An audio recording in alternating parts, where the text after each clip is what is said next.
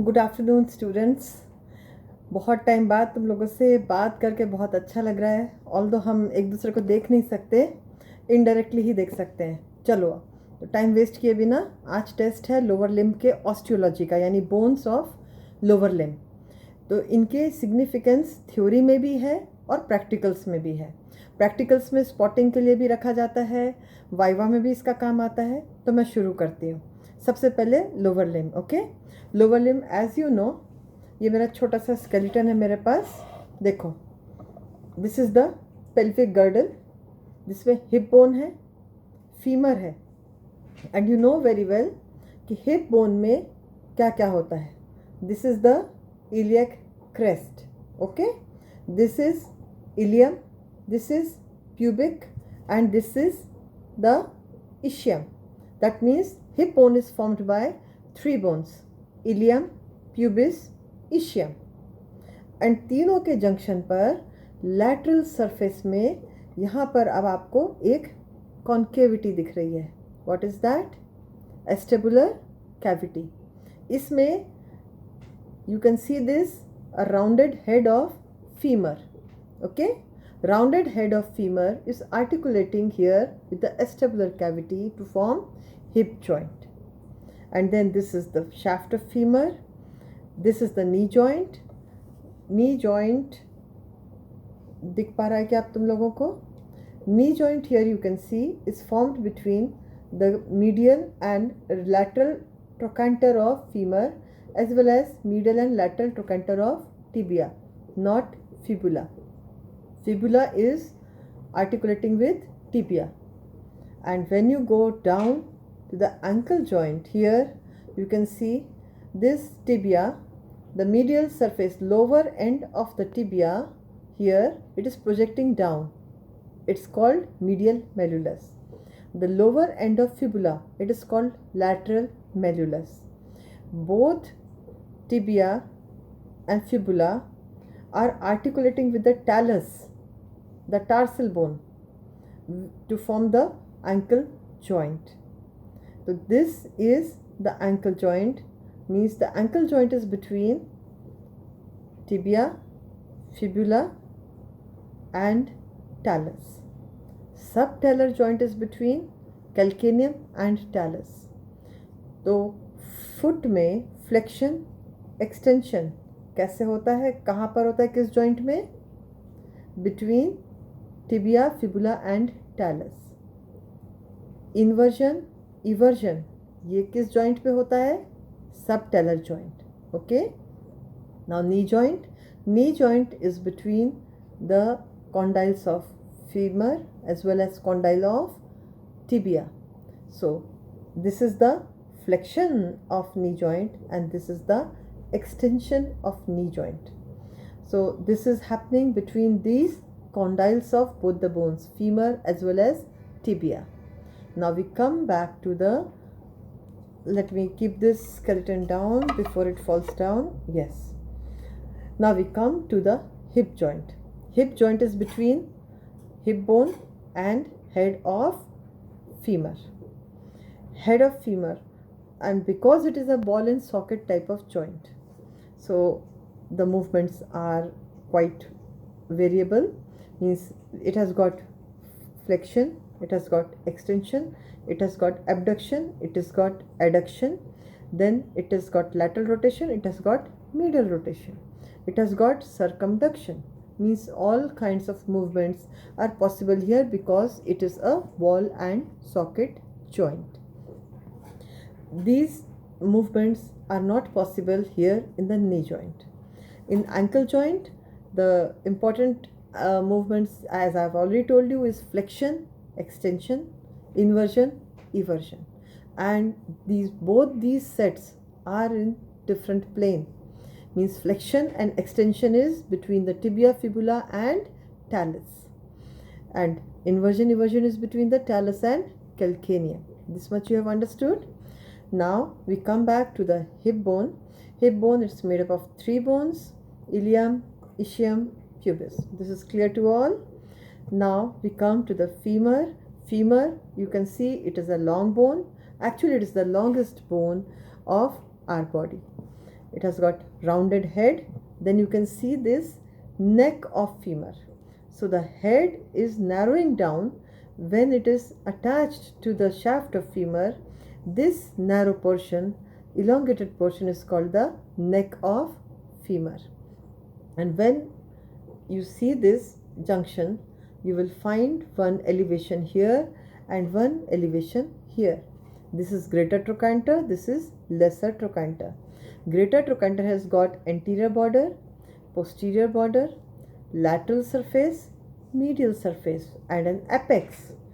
Inside the apex you can see there is a trochanteric fossa in which so many muscles were inserting. Obturator internus, externus, internus, gemellus, piriformis, you remember all of them. Now this is the shaft of femur. The anterior surface is smooth as it is giving origin to one muscle which is large, that is intermedius, vastus intermedius, and in the lower 3/4 it is giving a little small origin to a very small muscle, articularis genu. The work of the articularis genu is to pull back the synovial membrane so that it doesn't get crushed when the knee joint is extended. This much you know.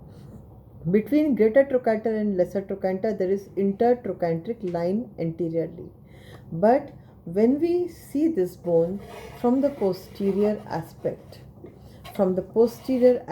we will find that the greater trochanter and the lesser trochanter is joined by an elevated crest, and that is called intertrochanteric crest. On the posterior surface you will find rough elevation, longitudinal elevation, which has got two lips because it is quite broad. It has got medial lip and lateral lip. And what is this elevation known as? Linea aspera. So intertrochanteric line here anteriorly. When it goes from greater trochanter to lesser trochanter, it now rotates and reaches the linea aspera. And since it is following a spiral movement, it is called a spiral line. And then it will continue as medial lip of linea aspera. And medial lip of linea aspera will continue as medial supracondylar line. And it will end at adductor tubercle. Adductor tubercle has got a very big significance. It gives insertion to the hamstring fibers of adductor magnus muscle. You remember? I have taught you this so many times. Then adductor, the linea aspera, we have to come to the lip, that is the lateral lip. Lateral lip of linea aspera, it will go down and continue up till the lateral condyle as supracondylar line. Which one? Lateral, because it's the lateral condyle. So lateral supracondylar line. Okay. On the top of it, that means before this linea aspera begins, we have got a tuberosity on the posterior surface of femur, and that's called gluteal tuberosity. This gluteal tuberosity gives insertion to gluteus maximus muscle. So there is gluteal tuberosity, as you know. Quadrate tubercle also I had taught you. Quadrate tubercle is an elevation in this intertrochanteric crest, and it is going to give insertion to quadratus femoris. Okay, so this much is in short about the femur. Now I come back to the lower one, that is the tibia. I will have to lift it up. Now this tibia, it has, the upper end is broad, lower end is narrow. It has got anteriorly on the upper part a tuberosity, and that is called anterior tibial tuberosity. And its significance, it gives attachment to the patellar ligament. And what is the patellar ligament? Patellar ligament is the tendon of quadriceps femoris. Quadriceps femoris, quadri means four. The four muscles, vastus medialis, lateralis, intermedius, rectus femoris. These four muscles are together called quadriceps femoris. These muscles, their fibers, they insert on the patella. Okay, vastus intermedialis as well as rectus femoris, they are attached to the base of patella. On the medial surface of patella, actually the medial border of patella, vastus medialis gets inserted, fibers of vastus medialis. On the lateral surface of patella, border of patella, fibers of vastus lateralis get inserted. And then from the apex of patella, ligamentum patelli arises and is inserted on the anterior tibial tuberosity. Okay, from the anterior tibial tuberosity arises, we can find a line, and that is continuing towards the lower end, and it continues as the anterior border of medial malleolus, and this is called the medial or anterior border of tibia. Okay, and because we have got anterior border of tibia and one here, this is the lateral side because fibula is on the lateral side, we have got a lateral border also, we have got a medial border also. So we got anteromedial and anterolateral surface. The medial surface of tibia is subcutaneous. It does not give origin or insertion to any muscle. But yes, on the upper end, it does give insertion to three muscles SGS, which I have repeated many times: sartorius, gracilis, and semitendinosus. All the three muscles are coming from one compartment each of the thigh. Sartorius from the anterior compartment, gracilis from the medial compartment, and semitendinosus from the posterior compartment. And if you remember, the posterior compartment of the thigh is called hamstring muscles. Okay, all the three muscles, semitendinosus, membranosus, as well as biceps femoris. Why? Because it has got two heads.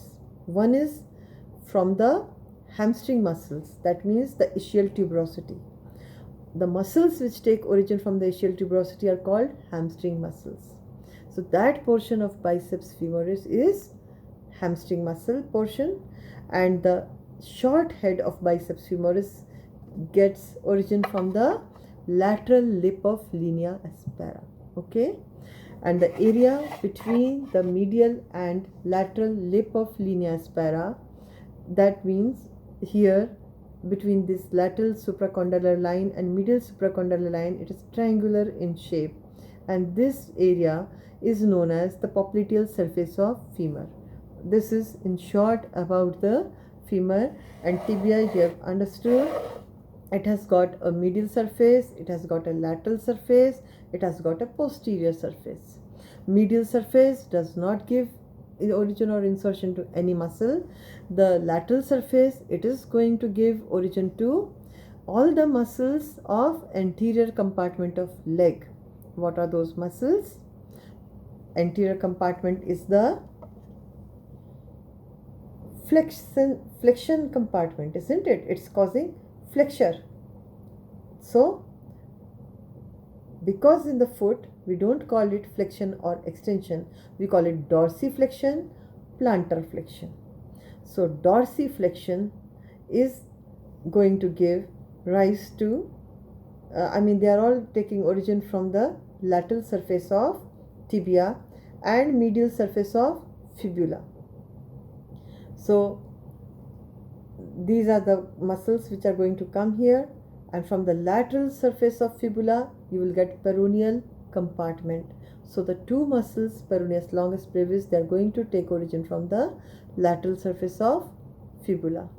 Now from the posterior surface of fibula as well as posterior surface of tibia, we are going to get all the muscles which are divided into two groups, superficial and deep.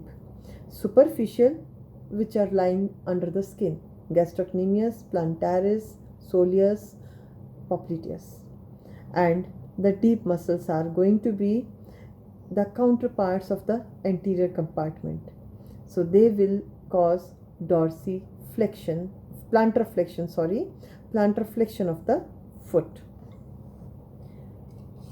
Now the side determination, how you are going to determine the side. Hip bone, simple. I have always taught you there are a lot of points. For writing you have got a lot of points, but for understanding, when you pick it up, while picking up you are going to ascertain what is the side of this bone. When you pick up the hip bone, first of all just see this wing shaped ilium, that should be pointing superiorly, okay, and inferiorly there will be this obturator foramen, okay. Obturator foramen, the margins of which are going to give origin to obturator externus from the outer side, obturator internus from the inner side. Clear? So simple, the wing shaped ilium, see, wing shaped ilium, it is superior, that's it. That the opposite part is going to be the inferior, okay. Pubic bone will be anterior and ischium will be posterior. So you know what is going to be the superior, you know what is going to be anterior, you know what is going to be the posterior. Now the only one point remaining is lateral and medial. We will just look for one point, lateral. Acetabular cavity, it has to point laterally. If it is not going to point laterally, how it's going to form the hip joint? So only remember 3 points.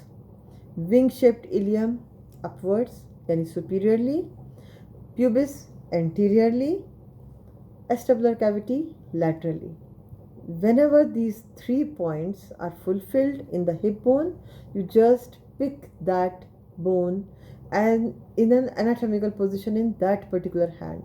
Anatomical position means your anatomical position, in the position in which this bone is present in your body, not in the person's body who is asking you, okay. So this is the way you are going to do the side determination of hip bone.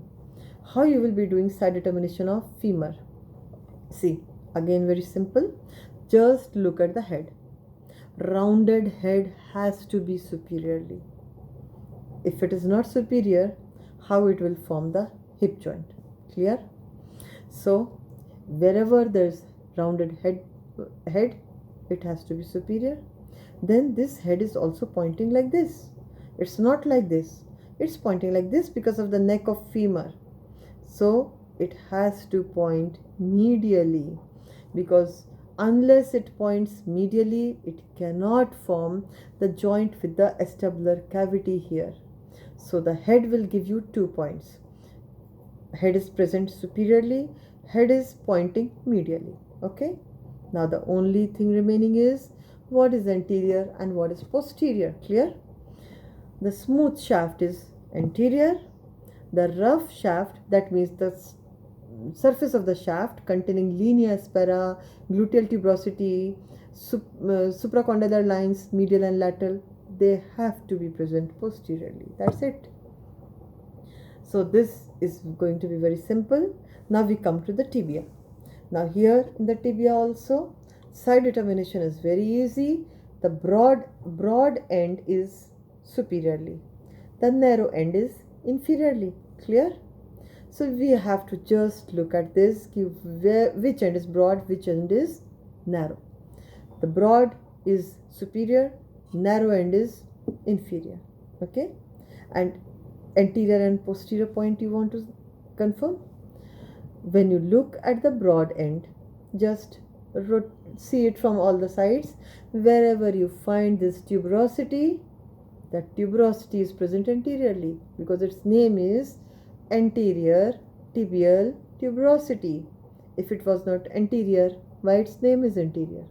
So anterior tibial tuberosity will be present not only on the superior side but also anteriorly. So this way you have already learned what is the superior end of the tibia and which is the anterior surface of tibia. Now what is remaining? Medial and lateral. Again very simple. Just look at the lower end. When you look at the lower end, the end which is pointing down, the level which is going down compared to the other side. That is the medial malleolus. What's the name?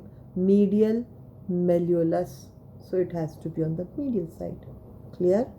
So whenever these three conditions are fulfilled, in whichever hand you put it, according to your own body, to that side this bone belongs. Now we come to fibula.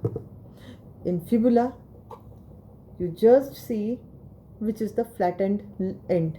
Okay, one end is broad, I mean it's the upper end, and the flattened, that means the end which is forming the lateral malleolus, is inferior.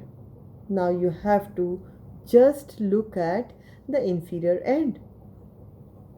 The surface of the inferior end, which is rough and convex, has to be lateral, and the surface which contains a fossa and a smooth triangular facet, it has to be medial.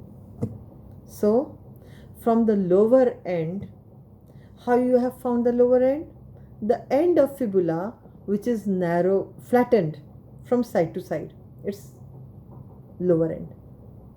Then the surface of the lower end, which has got convexity and roughness on one side, that has to be the lateral surface.